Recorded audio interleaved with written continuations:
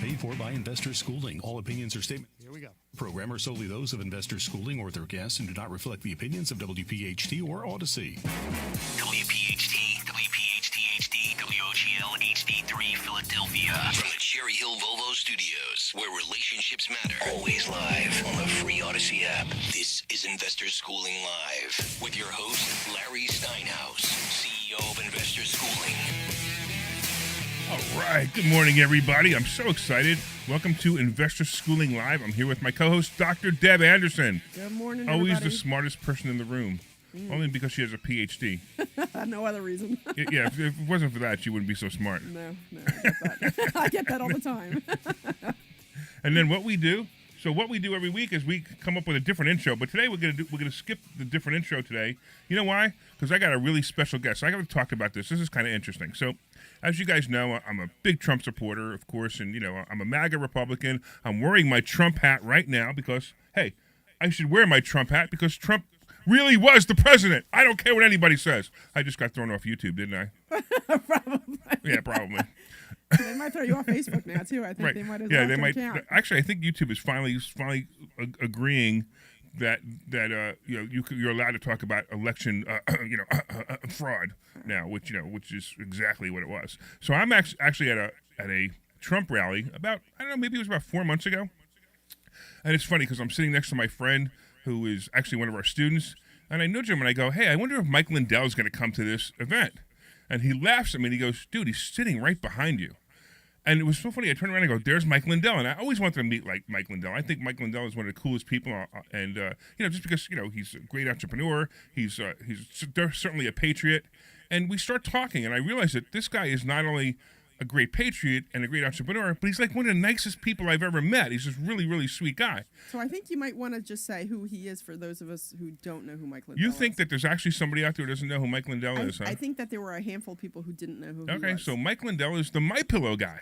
See? And, how hard is it to say that? Well, I don't know, but I'm just saying. Not everybody knows you. I'm trying to bring him into the show here, All right. And you're interrupting me. Yes. What are you, Omri? Today I am. For you guys who listen to the show, you know exactly what I'm talking about. So anyway, so I start talking to Mike Lindell. I take a picture, and one of my coaches always says, when you take a picture of somebody, always get their cell phone number to send him the picture. Yeah. And I'm like, oh, now I got Mike Lindell's phone number. So I reach out to him and I said, hey, how can I help? And we started talking, and he's talking about some other things, and we're going to bring him on in about 2 seconds. But I wanted to just, let you guys know that this is just it's an honor for me. And Mike, are you there? Yeah, I'm here. Thanks for having me on. That's awesome, man. Thanks for being here, man. It's such an honor to have you on here because it's really, really cool. First of all, we're a show that talks about how to build businesses. We actually have a school. I don't even know how much you know about me, but we have a school where we teach real estate investing. We teach the stock market, and we teach people how to build businesses. And your story, the story of My Pillow, to me is just fascinating to me. But you even go back further to some really bad stuff in your life, and I just thought it'd be awesome for you to talk about your story first, and let's get into what you're doing now. So tell us a little bit about your story when you were a teenager and how rough that was. Yeah, well, I came from a divorced family in 1969. I was born in 61, so I was like 7 years old, 8 years old when my parents divorced, and divorces weren't common back then, and I was put into a new school where I didn't know anybody, and I became kind of two things, either very shy, I didn't want to talk to people, or I would show off, and I don't know if that's if what that really manifested to, but I remember being at my 5-year class reunion, and I hadn't really done anything yet.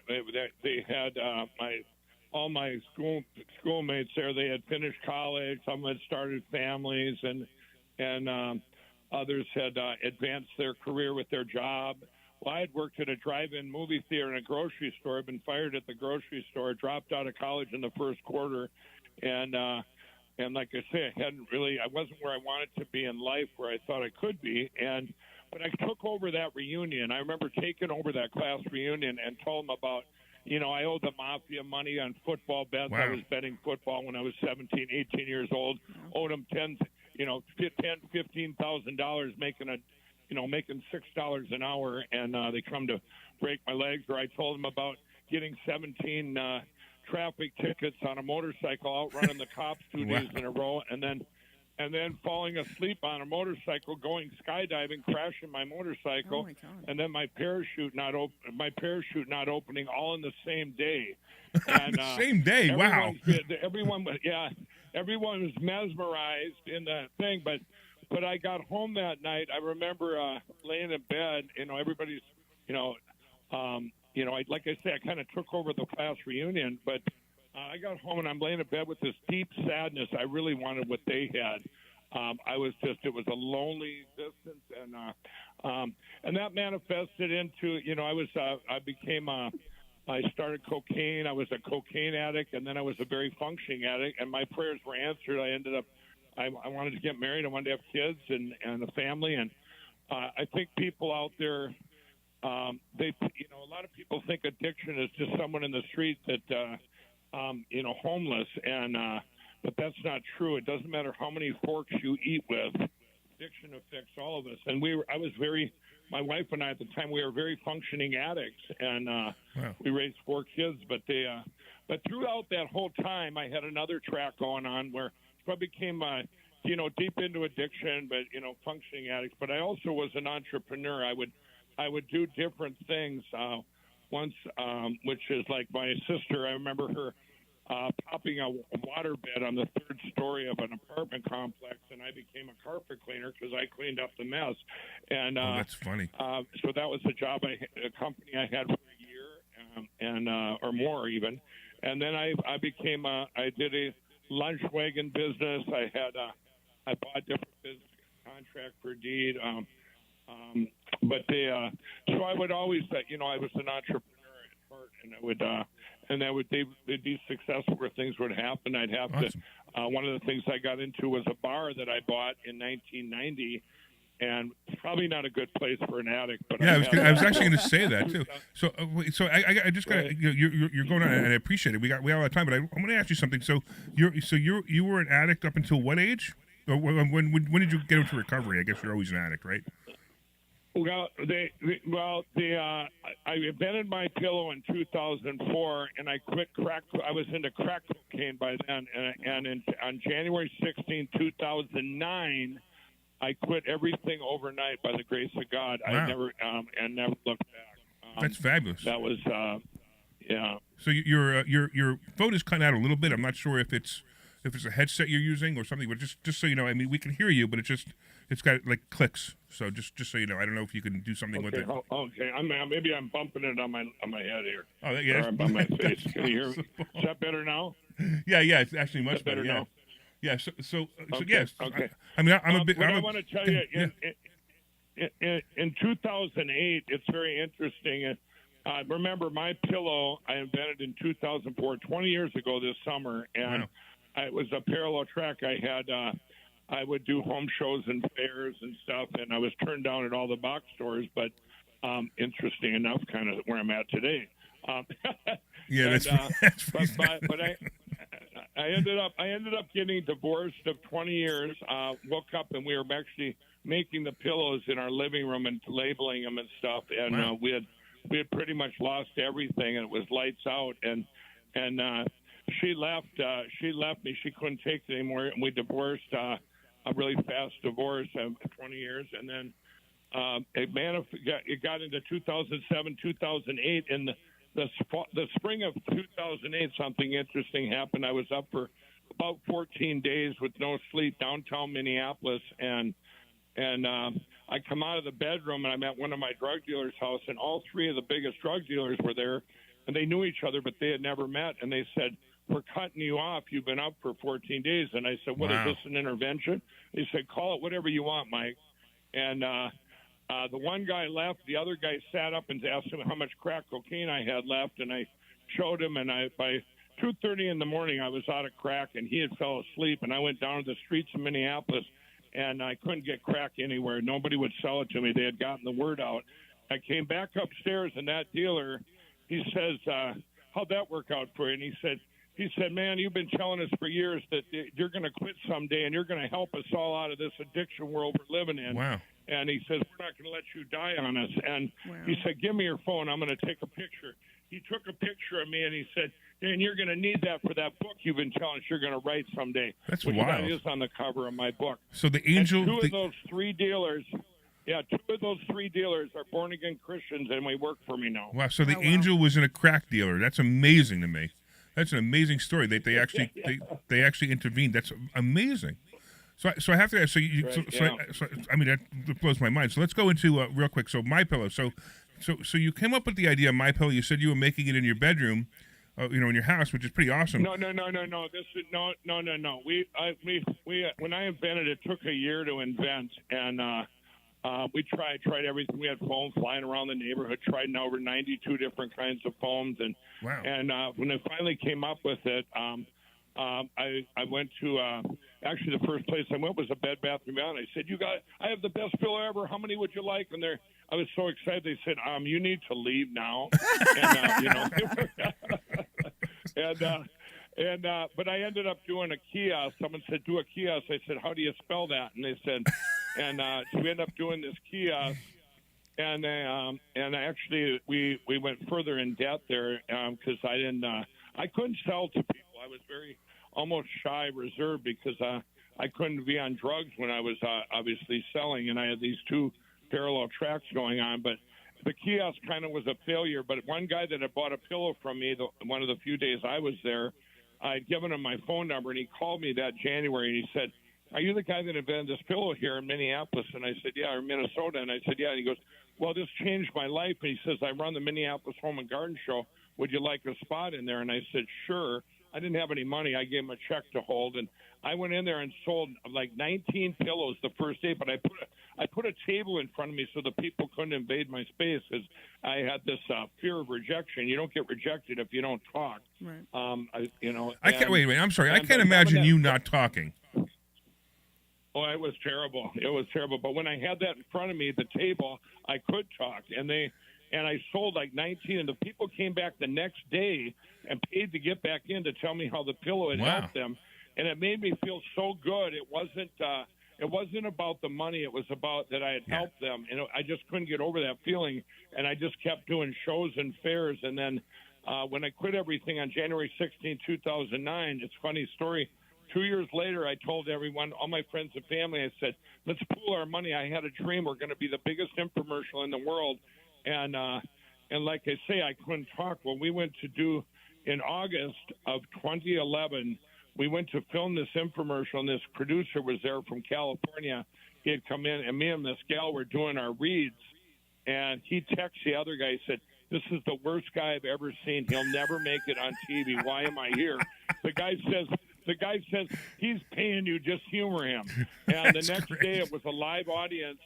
And I walked in there, and I'm reading the teleprompter. It took an hour to do one line. I was just terrified. Oh, that's hysterical. Absolutely terrified of public speaking. And, I mean, beyond belief. And then I said, can we take away the teleprompter and put a table in, just like kind of like a security blanket, put a table in front of me, just like I did those shows for years.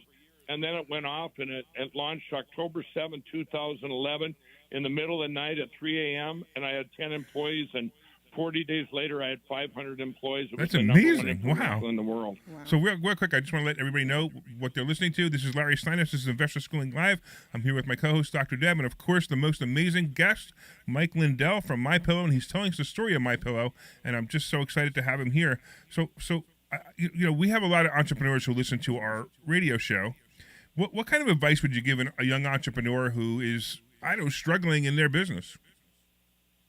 There's a couple different things. One of them is look for when you're first starting out, whether you're inventing something or whether you have invented something or whether you're going into a business, go to someone you trust that's been there if you can. That's really important because you don't want to waste a lot of time on things that don't work that he may have tried or things that do work. And this is also important. Look for your deviations and blocks, especially your deviations. What I mean by that is if you're in business and you see something that's a deviation that goes up that's good, you want to duplicate that. If you have a deviation that's bad, don't look at it as the end of the world. Look at it, hey, this happened. How can I correct it? And how can I make sure it doesn't happen again? Those are very important. The other thing I would say is treat every customer like it's your only customer, because I've been there.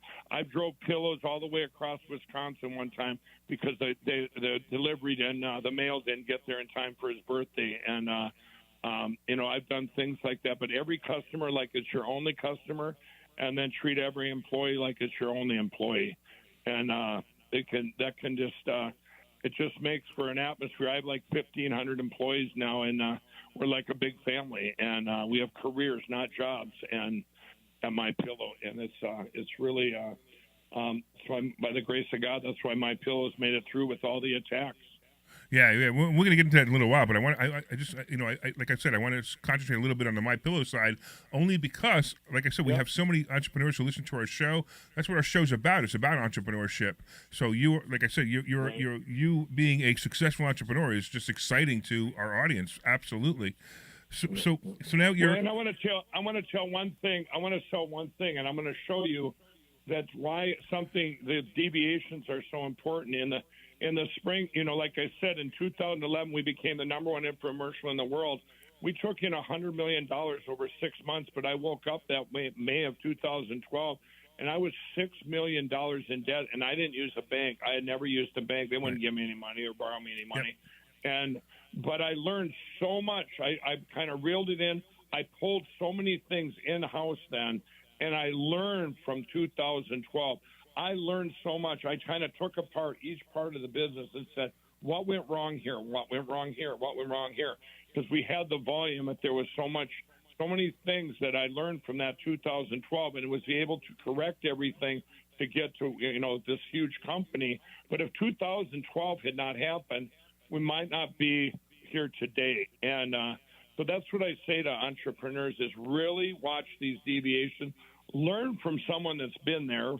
First of all, grab as much knowledge as you can, and then in your own right, learn from mistakes that are made. Everyone's going to make mistakes, but don't think of it, because you'll look back and you'll say, "Well, this had to happen just the way it did in order for me to get here." And so that's some advice. And deviations and blocks. I run my company a little different than corporate America. 500 of my employees have my direct phone number, and they will call me if there's any deviations or they're blocked. And if I think in any company, a small business especially, you want the employees to be able to come to you openly and say, "Hey, I got a problem here," and not try and maybe, because if they try and solve it themselves, you might have already been through it, or you go someone that's like I say, that's been there. It's just because a lot of times too, reacting in real time.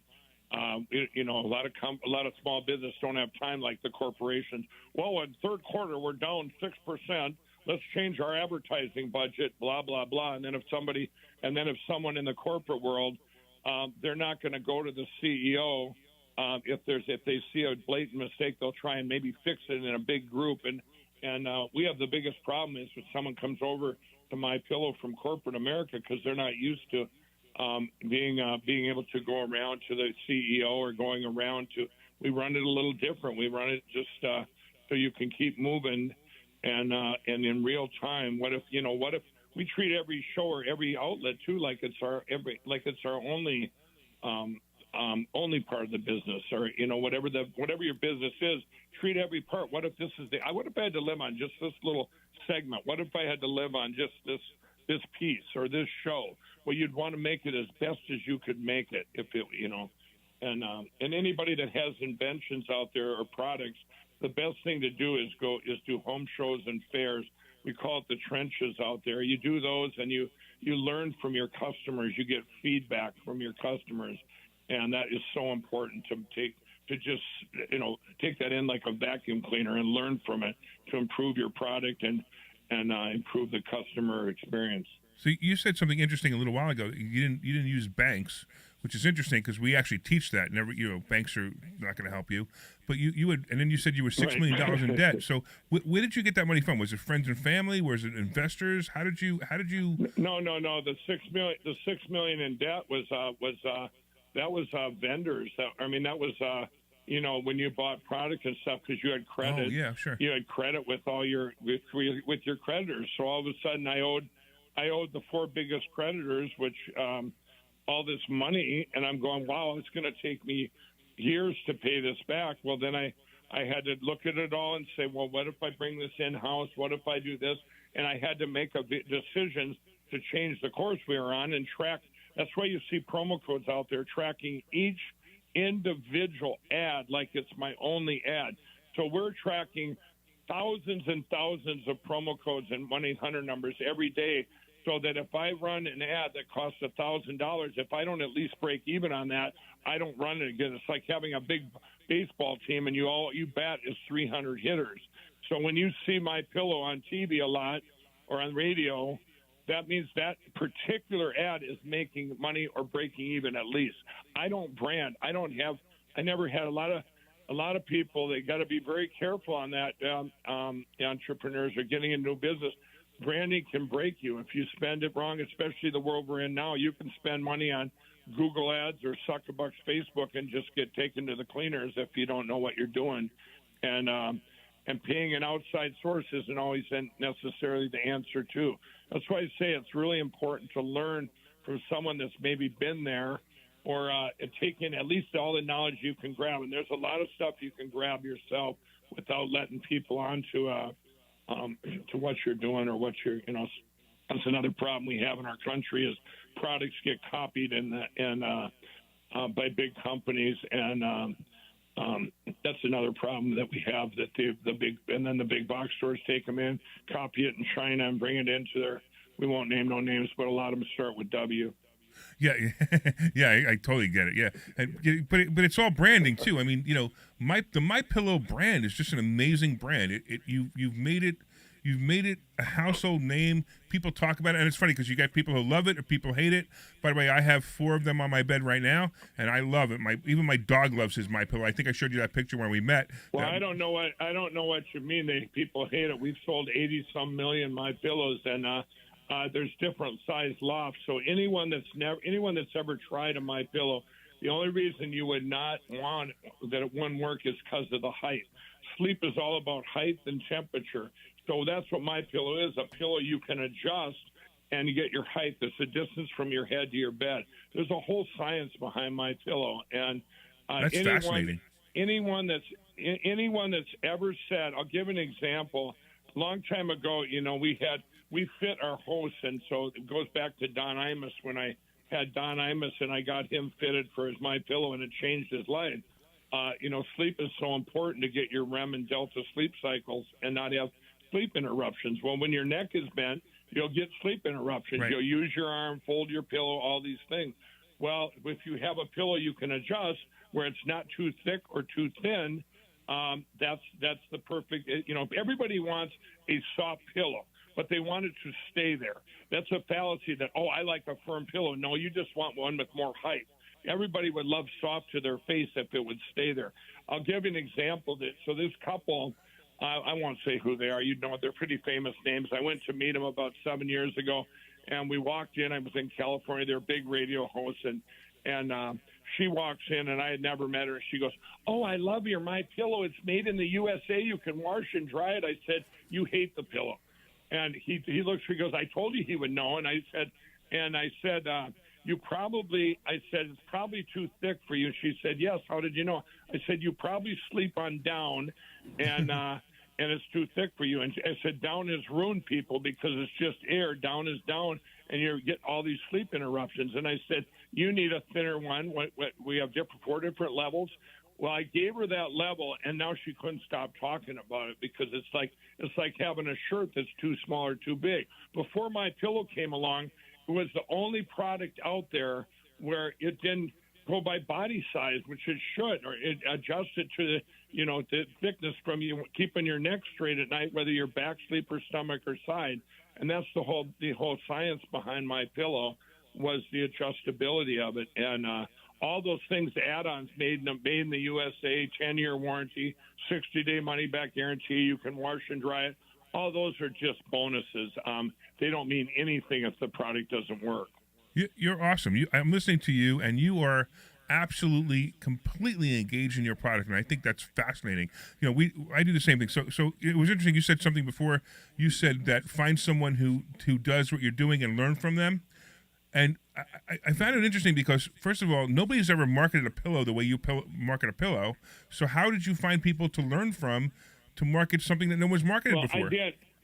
Right, I did. There's another thing out there for entrepreneurs, for inventors, that it's called problem solution. So what I did, I had problems with pillows my whole life, and when I set out, I knew what I wanted with the, I thought, well, I need something I can adjust. That, why would I, I don't want to be too high or too low. They had come, down, it goes down, and it's a false sense of security. And I knew that, they had come out with memory foam in the late 90s, and that was hot, and it was one size fits all. So you're right. I had to go in completely blind, but I did have one thing I knew, and I talked to other people, and they all had the same problem with pillows I had. Then I found out that the average person back then, when it was my studies, had bought 40 pillows per person in a 10-year period that didn't work. It was the number one sold non-disposable product in the world that didn't work. The average person at that time had 6 pillows per person per household in the United States and Canada. So I had done the research that way, but when I finally got the pillow, like I say, it was giving it to people, and that's where giving it to different people, trying to go, wow, this is like, it's a game changer. It changed. Now, a lot of the stuff surprised me how that everybody had the exact problem I had, but I had asked around, and when this solved that problem, it was just a matter of time. It was kind of like, there's an old shampoo commercial years ago that said, and they tell 2 friends, and they tell 2 friends, and so on and so on. When you make a product that can be help people, I think that was a big bonus with My Pillow. I do know that My Pillow was an anomaly in the marketing sense of it, because they're on the front end of an infomercial. Only one country in the world makes money, and that's in Japan. And otherwise, they're doing it to make their it's cheaper marketing. You just you sell some on TV, but you would never make the cost of the ads. So then it's just to go into the big box stores for maybe 3-4 months, and then you're gone. And because the big companies have all the shelves. So when I learned so much, like I say, in the home shows and fairs and kiosks and from the customers, to get, and things change, now, things change. You have so much digital marketing going on now, and you got to kind of learn as you go what the current footprint is out there. But yeah, we were very blessed with My Pillow, and it was but it was problem solution, because I did not have anyone to go to and said, hey, in fact, I was laughed at everywhere. Even my own friends going, Mike's going to invent the pillow. What is he, on crack? Yeah, I was at the time too. That's another, it's like, but this consumed me over here. I didn't sit and smoke crack inventing the pillow. It totally took me off all my drugs for that time inventing. I was so, I felt good inside that I was going to, invent something or do something that would help people. And like I say, those first people that I sold them to, and they came back, all of them came back that next day, and I could see it in their eyes. They go, this changed my life. And at that point, when we did that infomercial, we were the number one infomercial in the world. I mean, it was every channel. This isn't a political thing. I had just as many ads on CNN and MSNBC as Fox, ABC, CBS. To this day, we still advertise on every channel. It's not because now I'm branded with politically that people on the left don't buy My Pillow. They absolutely do. They because it works, and did I ever think that it would sell 80-some million My Pillows and get this big? Probably not, but I just knew that it worked. And that everybody should have one, Yeah, sure. And it wasn't about the money. It's never been about the money with me. That's the thing too. And one of the things too, I tell you, inventors out there, when you talk about a product, do the problem solution and then figure out the price point. One of the things is I changed the paradigm with pillows. Pillows were $5 to $10 and in Walmart and Target back then, and I had to change it to, my pillow came out around $59, $69 for a queen size pillow because of the cost involved. Pillows you couldn't wash and dry back then. That was another thing I wanted to give people value and put it. We had a 10-year warranty on them. And pillow companies thought it was nuts. They wanted to go around me, get the patent, and never put my pillow on the market because it takes so many. They'd rather just tell you over and over and over and over again pillows that would wear out in a year and a half, and you could keep my pillow clean. And people thought it was nuts, big companies, but I wanted to give people value, and they paid for it. So, like I say, I reverse engineered the problem solution and siloed out each problem and each solution, making them non-allergenic, all the things that I would want. And then I would, doing my own research. And interesting enough, when I invented my pillow, not one thing was changed on it in 20 years until this year. Last year, there was a thread available in the United States, a cooling thread. And I said, you know what? We should try and make a fabric out of that.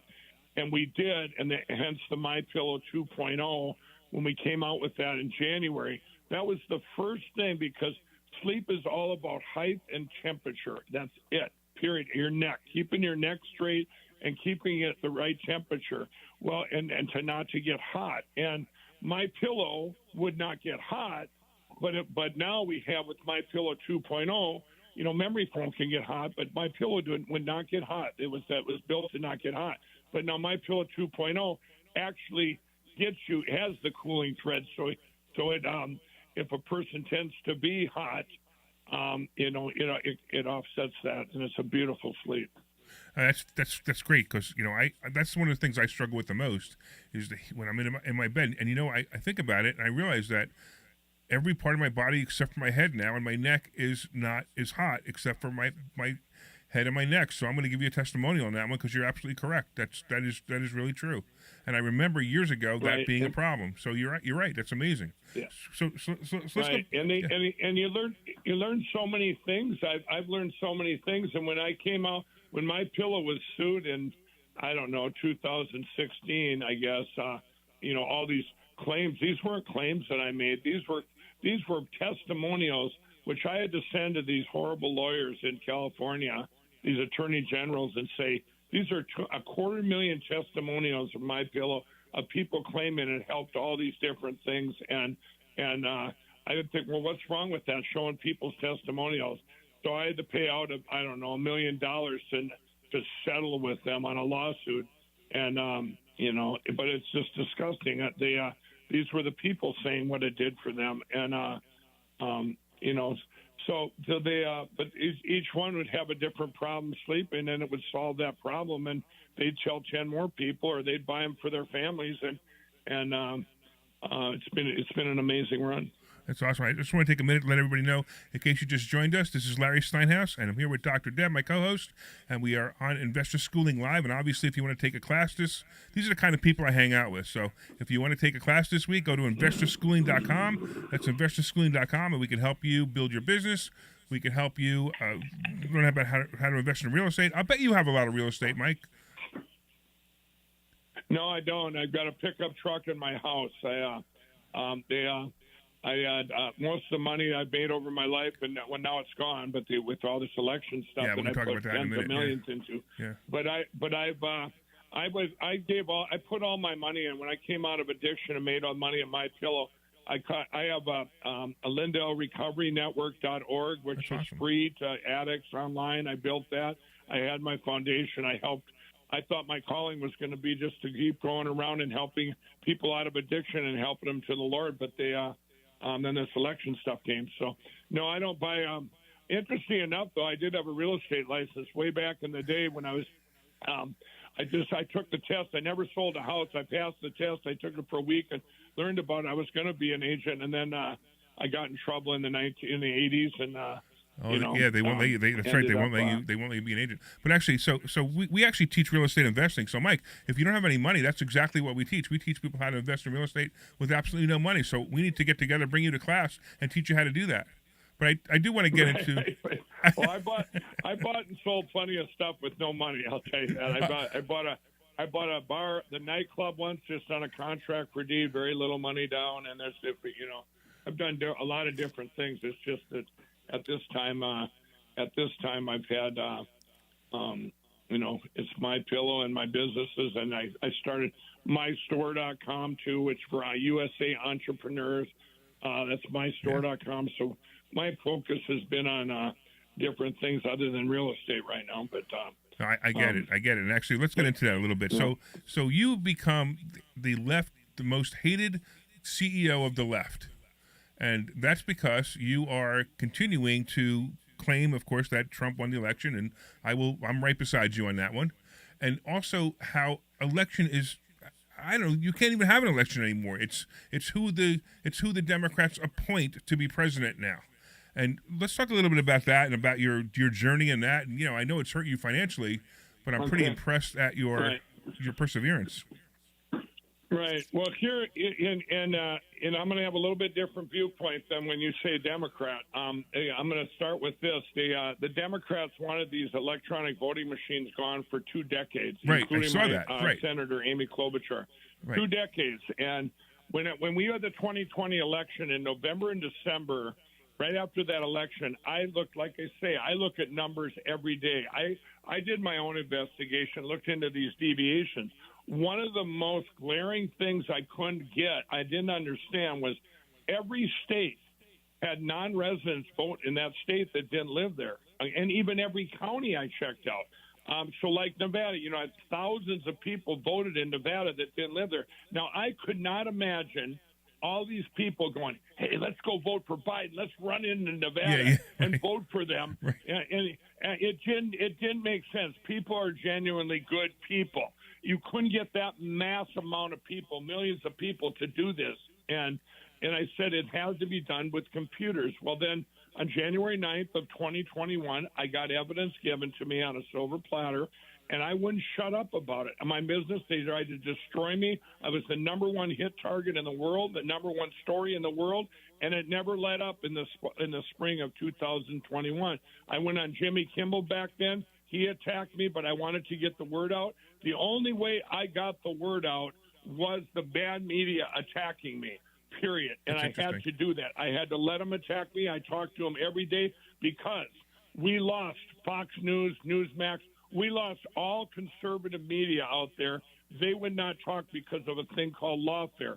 Smartmatic sued Fox News on February 4th of 2021, and that day forward, they never, ever been able to have anyone on to talk about in the elections, period. And that includes 2,000 meals, which wasn't even machines.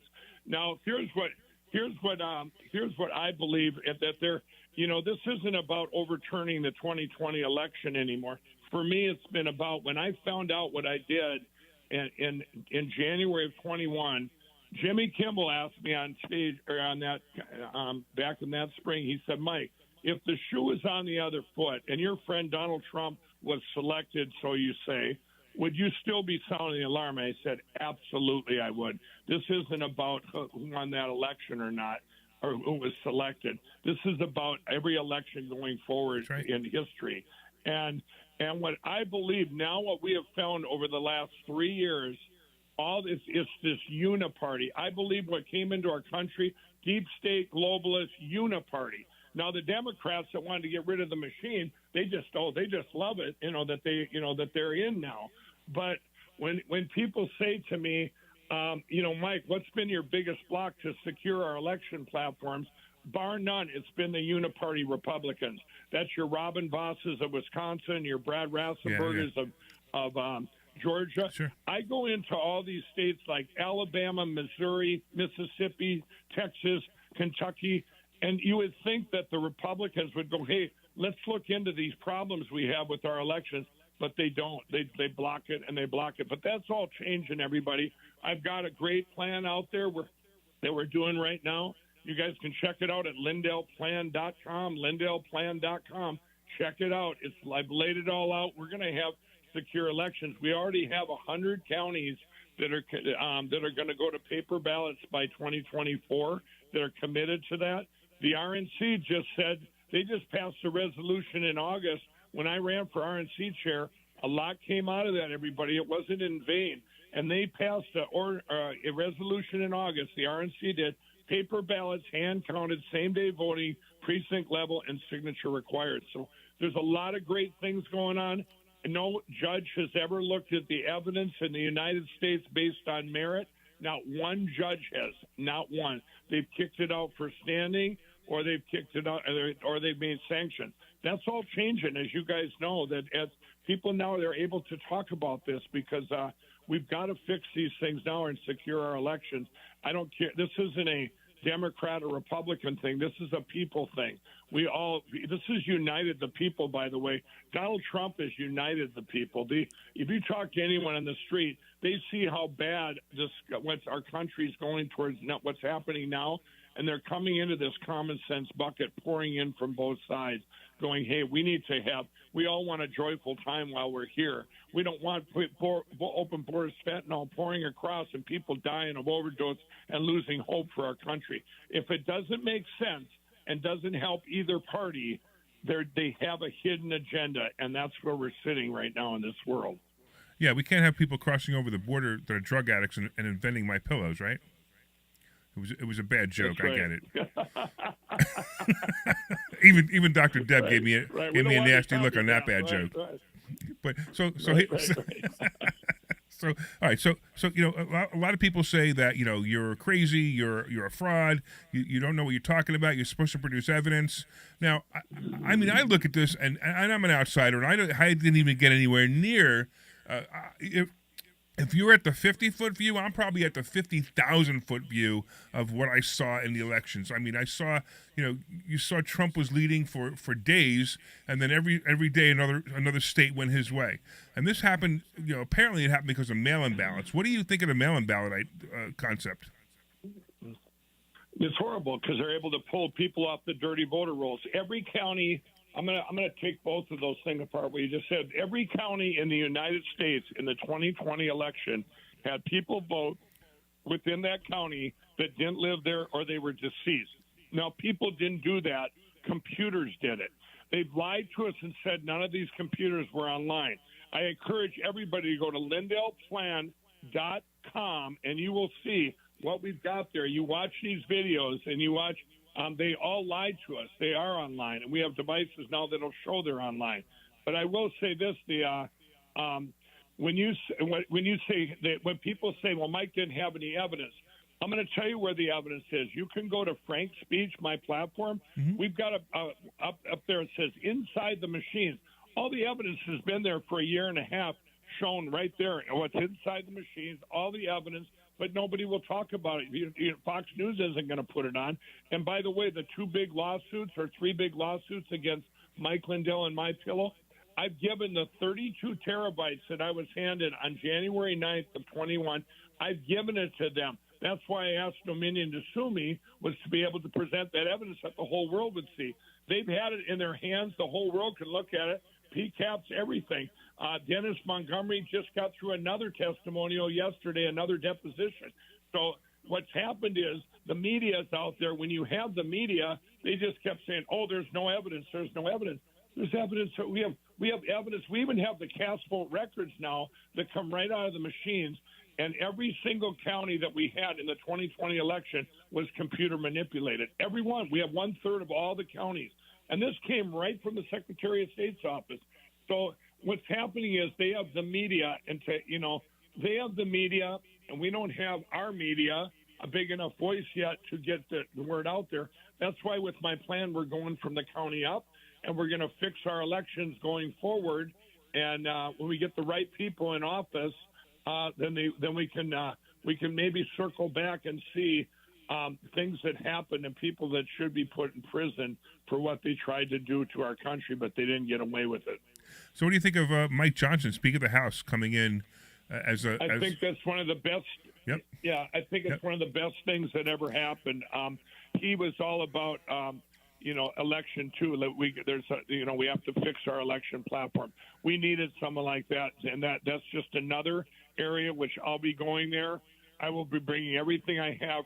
Right now, I became like a hubbub wheel. I have what's called the Cause of America. I have 300,000 people on the ground in all 50 states. I do a call every Monday to lead them, and I also have the Election Crime Bureau, which I run, which I set up. So we'll be bringing all this stuff now. We'll be able to bring stuff to get change done. I think he's the best thing that could have happened, and I'm so I'm grateful. I think it's God's divine intervention there. They get him in there, and he's from Louisiana too. I've spent so much time in Louisiana. They're fighters down there for their election integrity. Or election. I don't like that word. It's a weak word. I tell you, their election to fix their election platforms and the election crime that's went on. But I think he's great. So let me ask you real quick. We actually have about 10 minutes. I'm wondering if you would mind taking some phone calls from the audience. Absolutely. So if anybody wants to call in, it's 855-939-1137. 855-939-1137. You can talk to Mike Lindell, ask some questions about MyPillow, about the election, about his life. 855-939-1137. That's 855-939-1137. Let me say it one more time. 855-939-1137. So Mike, it's funny. I was, on my way here, I get an email from you, of course, from Frank's Speech, and I'm curious to know why you have Frank's Speech selling MyPillow. Well, because we advertise MyPillow everywhere, and Frank's Speech is the platform I set up. We have other advertisers on there too, but most of the time, MyPillow outsells anything else that's out there advertised. So it's been a good marriage there. But we have other advertisers too, and it's worked out pretty good. By the way, everybody, you can use promo code Mike today on this show. So you're breaking up again. So give it again. Yeah. By the way, everybody, you can use promo code Mike for this show today if you want. I know people are texting me all the time saying, "What? I don't have a promo code. You were on a show," but yeah, you can use the promo code Mike. But we had Frank's Speech, and I set up Frank's Speech because what scared me back in 21. After 3 months, the media went completely silent on me after I came out with the movie Absolute Proof. So that scared me. You can have all the evidence in the world, and you can have a voice out there, but if you don't have a platform to speak out, it's over. Nothing will matter. It'll be like a tree falling in the forest, and if no one's there to hear it, it'll really fall. Exactly. And that scared me, and that's why I put all that millions of dollars into the platform Frank's Speech and Lindell TV. Now you've actually gotten pretty hurt a little bit with financially because of all of this. You've been sued. You've been paying legal fees. Yeah. And it's funny because I contributed recently to your offense fund, which I thought was interesting. Offense fund, yeah. Yeah, because I thought that was pretty there's fascinating. 3 tracks there. There's 3 tracks at MyPillow. They've just attacked, canceled all the retailers, the box stores, and everything. And here they've done nothing. That's an employee-owned company. These employees have not got a stock dividend for 2 years. They've been attacked, and their lawyer bills were so high. Their lawyer bills were $2 million a month, and I finally said, enough's enough. I'm not going to drive the company into the ground. I ran out of money to subsidize anything. I have zero money left, and that was because I was doing everything else in the country with the offense fund. I'm out there. Everything you see out there, like let's say it's Arizona with Kerry Lake and Mark Fincham with a lawsuit to get rid of the machines. I financed that. All these things. I put tens of millions of dollars into that, but then I ran out. So then the media, they're all over the news. Mike Lindell, MyPillow's going under. We finally shut him up. Well, they're wrong. I'm never shutting up until country's. I love this country, and we're going to win. All right, so hold on. We actually got people online, but real quick, somebody. We also do this on live on Facebook and other places. So somebody on YouTube is actually asking a question real quick. What was the name of the website that he said to check out about the election fraud? So what was the website you gave? It's LindellPlan.com. LindellPlan.com. LINDELL plan.com. WPHT.com. All right, let's get Frank in Philly. What's going on, Frank? How you doing, Mike? How you doing? Hello. He's there. Good. How you doing today? Good. Ask your question, Frank. We only got a little bit of time. Okay, I just got a quick question. What are your true feelings on the 2024 election on who's going to be our next president? I run a small business myself, and I've seen nothing but the decline coming up since we elected our last president. And some days I just feel like I want to sell my business. Some days I feel like I want to keep it. But I know if we go into 2024 the same way we went into the last election, I think we're all doomed and done. Yes, I agree. But God's given us grace for right now. All the things that have happened, even the bad things going on right now, everybody, is pouring more people into this common sense bucket. I will have these. I really believe my team will have these elections secure enough by the 2024 election that Donald Trump will win in a landslide. And if they and now when I talk to him, he goes, "Do you think we? There's so much damage. How fast can it be fixed?" Well, I think he's proven that he can do things pretty fast. He's pretty good at what he does, and so I think that's what everybody. If we don't have him, it is. I don't know where this country will go. We're going to be in deep trouble. To destroy it. Look what this guy. Guy Biden. I mean, 2 wars already, and we're actually on 3rd war, and World War III is 6 months away if somebody doesn't stop this idiot. Actually, we're going to move real quick. Let's go over to Mark in Turnersville. What's going on, Mark? Hey, I just want to tell Mike that thank you for being a good patriot. Everyone in your audience, Larry, should purchase his product. This is what we should do. We should sponsor people that share our vision and that are pro America. And I just want to say thank you, Mike, for what you're doing. I did buy your product for a few of my homes, and I love them. I mean, not only are they good, I would just personally buy your product anyway because of what you stand for and for the guts that you have. So I just wanted to personally say thank you to you. And I hope your audience, Larry, will support Mike as well, too. Thank you, Mike. That's great. Also, real quick, Mike. Yeah, Mike, give him the website for the offensive fund. Is that Frank's speech? Here, you guys. If you want to help out and help save our country, go to LindellOffenseFund.org. LindellOffenseFund.org. LindellOffenseFund.org, and that would be absolutely awesome if you guys. If you guys do that, and you guys know I made contributions to Trump, I made contributions to this fund, other Republican candidates. So you guys all know that. That I'm a big fan. I can give a number too. I'll give a number out too. It's 800-598-6747. You can call and donate that way. It's 800-598-6747. 800-598-6747, and they. My operators, they'll take the order right over the phone too, because right now this is my biggest thing right now is we've got this plan going, and we've got 2 weeks to this election on November 7th.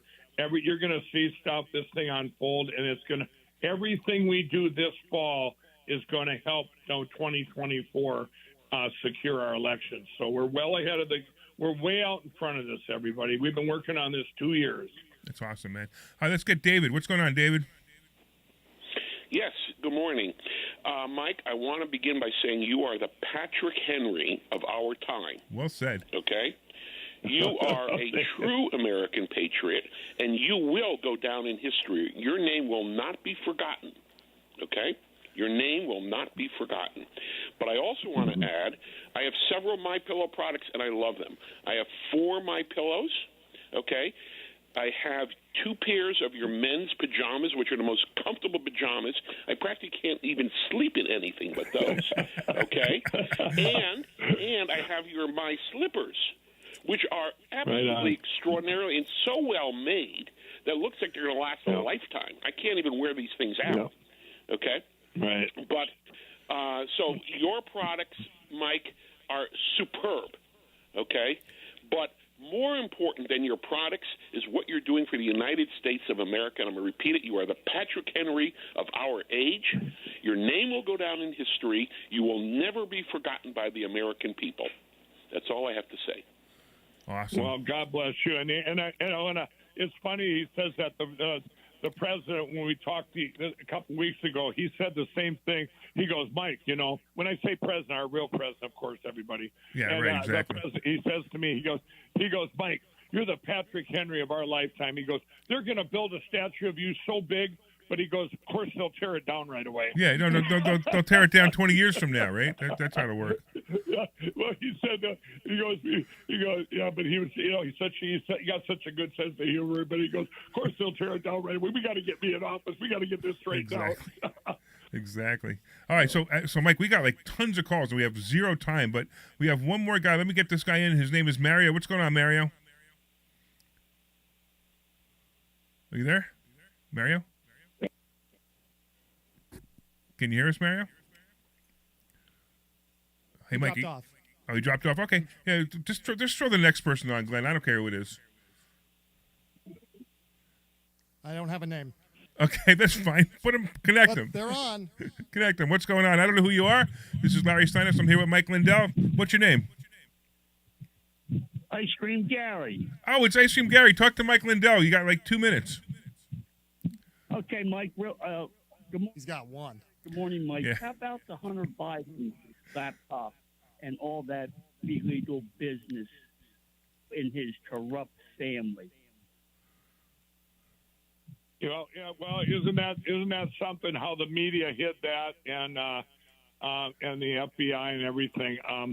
There's so much that put out. But I will tell you this, and you guys, I would encourage everybody to go to Frank's speech or go to LindellPlan.com and watch. There's a video there called "How We Got Here" that I did. It's an hour-long show, and it'll say things like, if back then, if Hunter Biden's laptop, if it would have been revealed and Donald Trump would have got in and even overrun the algorithms, I'm telling you, we would have lost our country.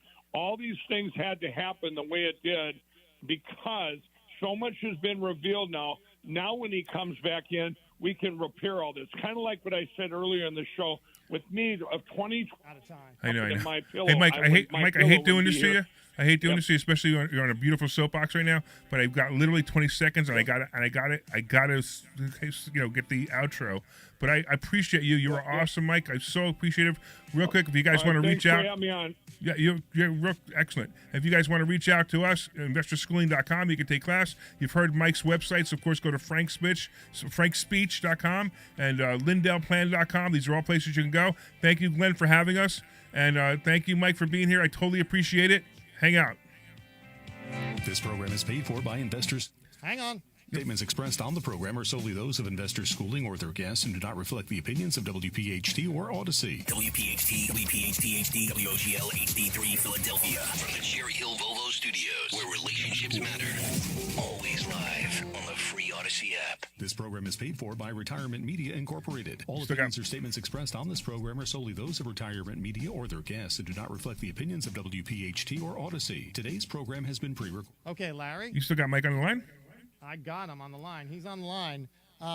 There's no way for you to talk to him, Right, but I've got that's him on fine. hold. What do you want me to tell him? No, just tell him that I can't talk to him because and then I'll send him a text message real quick and thank him for me. Will do. Thanks, bud. That's exactly what I'll do. All right, I will talk to you in a little bit. Thanks. See ya.